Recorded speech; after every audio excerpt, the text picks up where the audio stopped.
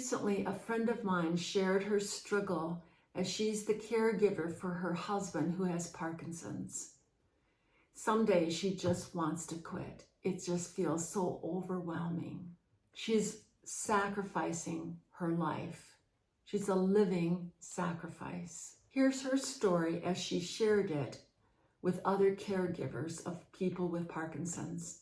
I'm going to read this in first person. Our former neurologist, who is now retired, is a fascinating man. Along with excellent care, during our office visits, we would share our mutual love for world travel. His office was filled with travel photos. One picture was of a group of 8 people looking frozen, but on the top of Mount Kilimanjaro in Africa.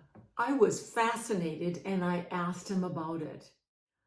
He graciously spent a few extra minutes telling me this story. His words went something like this: "The last day was the hardest. I was exhausted. My entire body ached. My energy was depleted. My willpower was gone. I felt defeated. I would gaze up at the distant summit and think, I can't do this. I just cannot. It's too far away. I don't have it in me to climb another 500 vertical feet.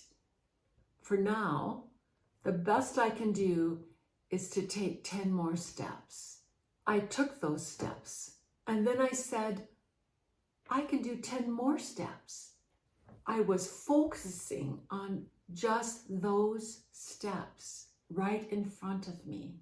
At that point, I didn't know if I would reach the summit, but I felt a small victory with each set of 10 steps. He did summit. He claims that if it weren't for those 10-step philosophy, he wouldn't have made it.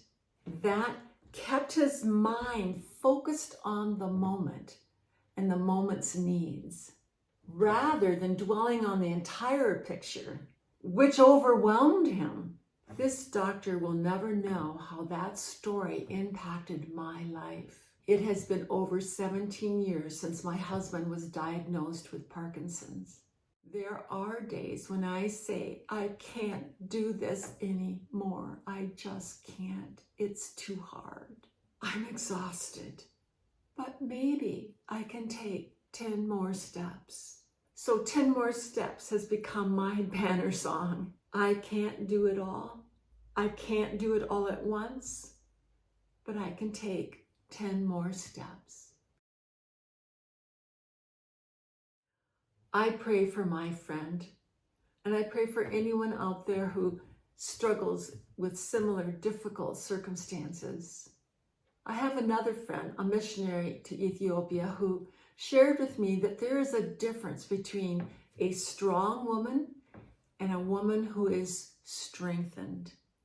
The strong woman has faith that she can be strong enough for the journey.